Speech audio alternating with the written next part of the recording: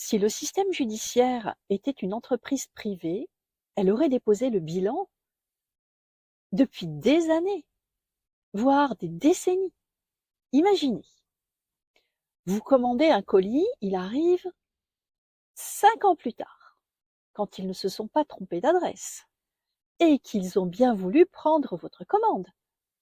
Vous avez une appendicite, on vous opère dans 3 ans. Et puis, on va faire appel à des personnes lambda pour vous opérer, comme des juges, comme des jurés qui rendent la justice alors qu'ils n'ont aucune formation. C'est complètement absurde, hein. Et pourtant, c'est ce qu'on accepte de notre justice. Et aujourd'hui, porter plainte, c'est comme rentrer dans un tunnel sans fin où l'on finit par se demander si la justice machine n'est pas là pour nous broyer plutôt que pour nous protéger. Même un procureur a écrit un livre qui s'intitule « Ne faites jamais confiance à la justice de votre pays ». Ça veut tout dire, hein. Alors, si vous pensez qu'il est temps que la justice entre dans le 21e siècle, s'il vous plaît, lâchez un pouce bleu pour booster cette vidéo. Partagez en masse. Il faut que ce message remonte. Et dites-moi en commentaire si vous avez déjà été confronté à la lenteur et à l'incompétence des tribunaux. Sous cette vidéo, vous trouverez un lien, soit pour des magistrats qui souhaiteraient améliorer leur impartialité, soit pour les personnes qui souhaitent témoigner des dysfonctionnements de leur affaire. Il existe un problème majeur, c'est que nous avons un système extrêmement archaïque. La poste, les hôpitaux, le fisc, tous ces services publics ont fait leur mue numérique.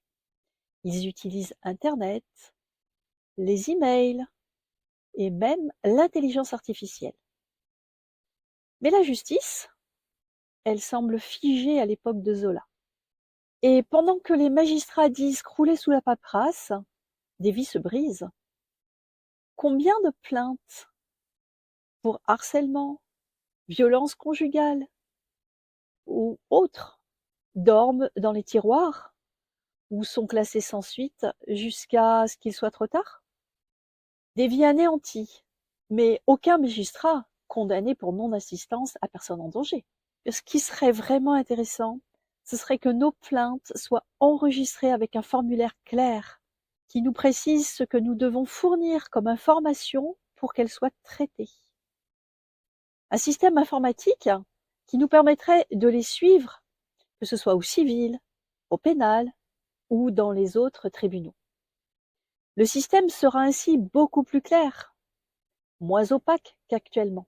On y comprendrait un petit peu plus quelque chose.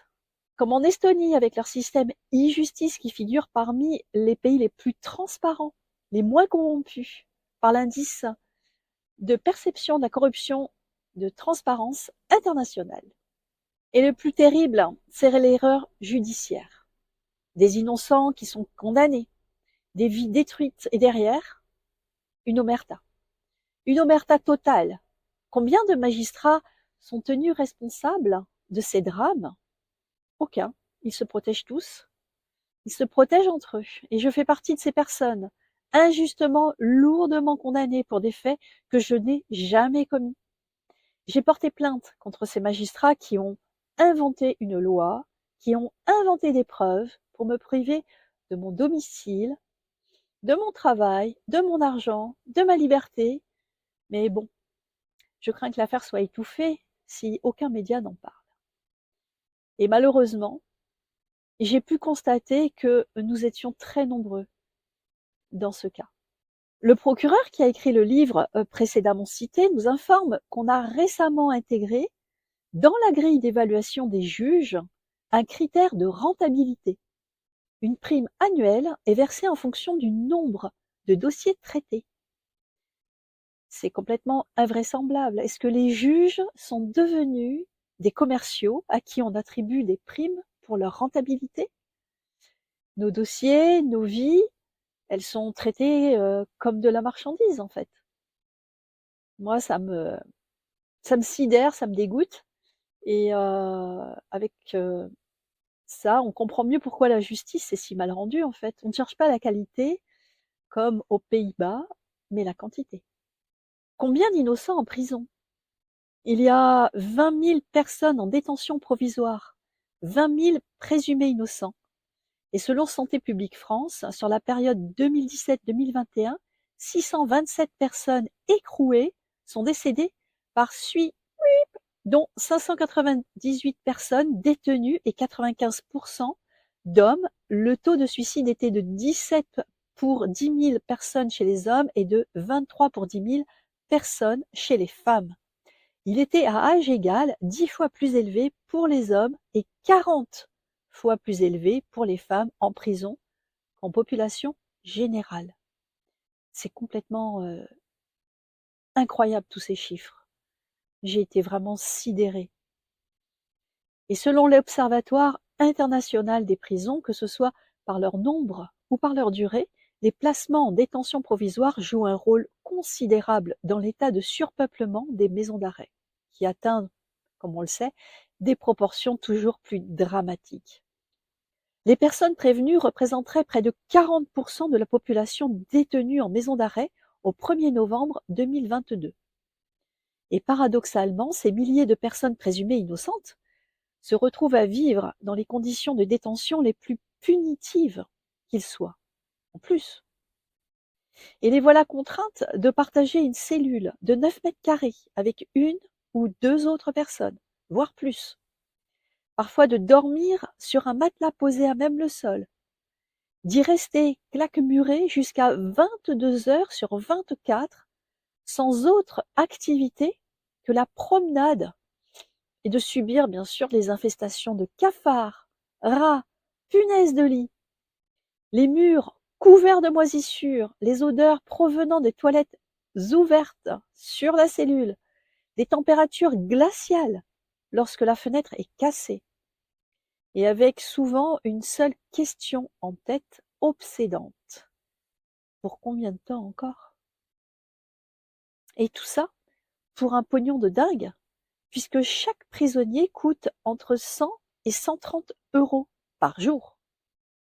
En 2023, les indemnisations de personnes qui avaient été mises en détention provisoire pour rien, environ 600, ont représenté près de 15 millions d'euros. Et encore, tous les relaxés n'ont pas demandé d'indemnisation, de réparation. Et de plus, est-ce que la prison est vraiment le moyen le plus adéquat pour punir une personne et prévenir une récidive? Vous le savez comme moi. Les chiffres montrent que non, et que ce serait plutôt du travail sur soi et du travail de réinsertion qui produirait les meilleurs résultats. Alors la solution, la révolution technologique pour notre système judiciaire. Nous ne demandons pas l'impossible, mais une réforme radicale, pas une réformette. On a en France la chance d'avoir Mistral, le chat, et nous pourrions utiliser la technologie pour comparer les auditions, analyser les audiences, détecter les incohérences avec les codes de loi et accélérer les procédures. Exactement comme la médecine utilise l'intelligence artificielle pour analyser les données médicales et proposer un diagnostic précis pour une solution adéquate. Et puis avec ce formulaire de plainte en ligne, ce serait la fin du calvaire en commissariat ou en gendarmerie. Parce qu'on en a assez de répéter 50 fois la même chose à des policiers ou des gendarmes soupçonneux qui, en plus, ne notent pas nos vraies paroles. Donc, formulaire de plainte en ligne, clair, sécurisé, et une justice qui ne confond plus victimes et agresseurs, des magistrats qui sont impartiaux et qui savent comment éviter de se faire manipuler. Alors, passons à l'action. Les élections approchent. C'est le moment de réclamer une justice juste, rapide, moderne. Merci de m'avoir écouté.